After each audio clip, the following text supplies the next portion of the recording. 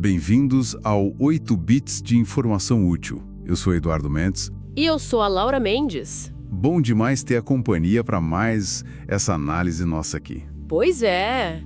Olha, e não esquece de seguir a gente lá no YouTube, viu? E dá para ouvir no Spotify também, em T no carro. Hoje, a gente vai dar uma olhada mais de perto nos trechos do livro de Juízes da Bíblia. Na tradução do João Ferreira de Almeida. Isso. A ideia é tentar sacar os padrões, sabe? E as histórias mais marcantes desse tempo meio turbulento lá de Israel. Logo depois que Josué se foi, né? Exatamente.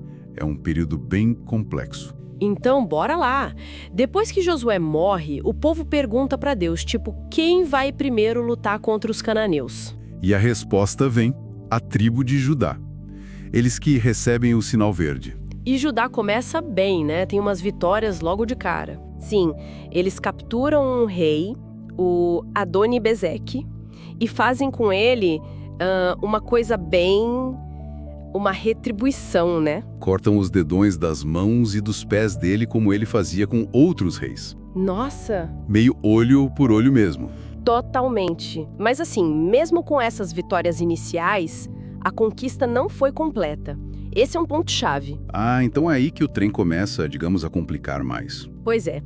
O texto mostra que várias tribos não deram conta de expulsar todo mundo, não. Judá mesmo, você mencionou a vitória, mas eles tiveram dificuldade nos vales, por causa daqueles carros de ferro, uma tecnologia militar forte para a época, parece. Isso. E outras tribos, tipo Benjamim, Manassés, Efraim, acabaram não expulsando os cananeus e, pior, às vezes até convivendo com eles, fazendo eles de servos. E essa falha, essa desobediência e não completar a conquista, é isso que gera os problemas que a gente vê no resto do livro. Exatamente. Lá no capítulo 2 tem um anjo que aparece e dá uma bronca neles. Fala, olha, vocês desobedeceram, fizeram aliança com essa gente, agora eles vão ser uma armadilha para vocês. E daí surge aquele famoso ciclo de juízes, né? Que a gente sempre ouve falar. Isso mesmo. A geração que conheceu Josué morre, e aí vem uma nova geração que, tipo assim, não conhecia a Deus da mesma forma, não tinham visto os grandes feitos. E começam a fazer o quê? Adorar a outros deuses. Exato. Começam a seguir os deuses dos povos vizinhos, os Baalins, Astarote, deuses locais. Aí o padrão fica claro, né? Desobediência. Aí vem a ira de Deus. Ele permite que os inimigos venham e oprimam o povo de Israel. O povo sofre, fica apertado. E aí? Aí eles clamam a Deus por socorro, pedem ajuda no meio do sofrimento. E Deus ouve. Ouve. Por misericórdia, ele levanta um juiz, um líder, um libertador. Esse juiz consegue resolver a situação, né? Liberta o povo. Sim, ele lidera o povo, derrota os inimigos e a terra tem um período de paz. Descanso. Mas tem um mas, né? Sempre tem nesse livro. A paz dura só enquanto o juiz está vivo. Morreu o juiz? Uhum. O povo escorrega de novo, volta a fazer o que era mal aos olhos do Senhor, às vezes pior do que antes, e o ciclo recomeça. Caramba, é um ciclo vicioso mesmo. Total. O próprio texto diz que Deus deixou algumas nações lá justamente para testar Israel, para ver se eles seguiriam os mandamentos. E o livro dá exemplos desses juízes, né? Figuras bem diferentes umas das outras. Otniel, o primeiro.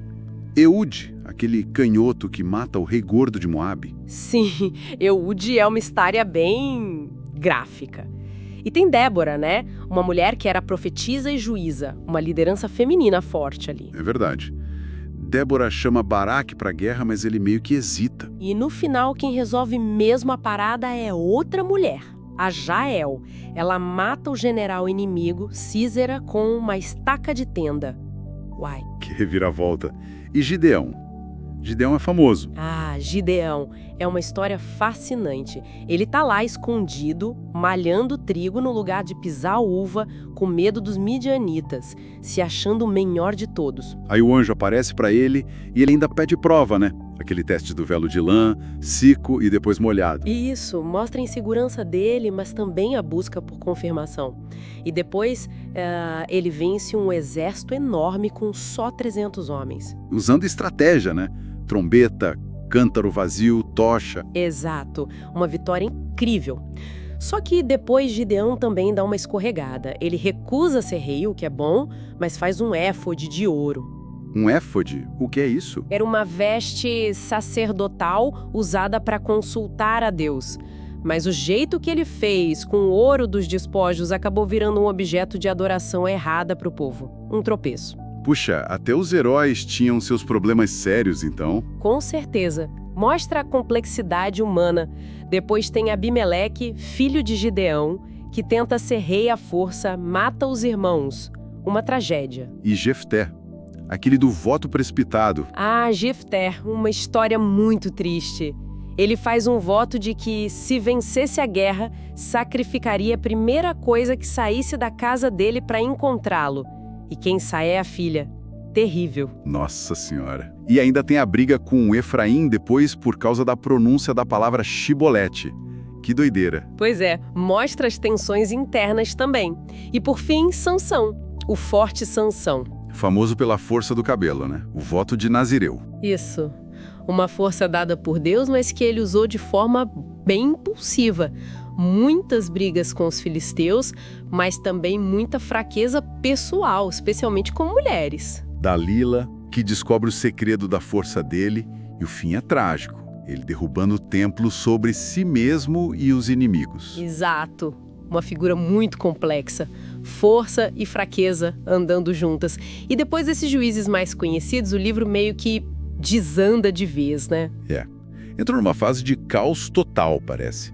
As últimas histórias são bem pesadas. Muito. Tem a história do Mica, que monta um santuário particular em casa, com ídolo, sacerdote contratado, tipo cada um criando sua própria religião. E aquela história de Gibeá. A violência contra a concubina do levita, aquela é horrível. E leva a uma guerra civil contra a tribo de Benjamim. Quase exterminam a tribo. É o fundo do poço. Mostra uma sociedade completamente sem lei, sem moral, sem liderança reconhecida.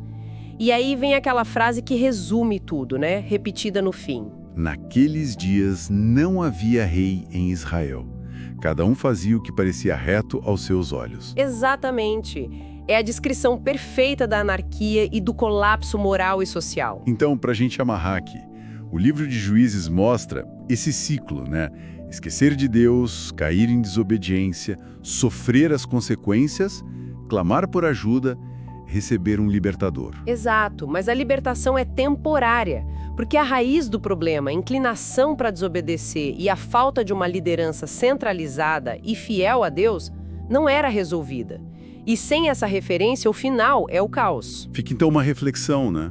O que será que esse padrão antigo, essa descida para desordem quando se ignora uma referência maior, um guia, um conjunto de valores, o que isso diz sobre nós, talvez, ou sobre a sociedade hoje? Escuta em mais um 8 bits de informação útil. E já sabe, a gente se encontra lá no YouTube ou no Spotify. Até a próxima!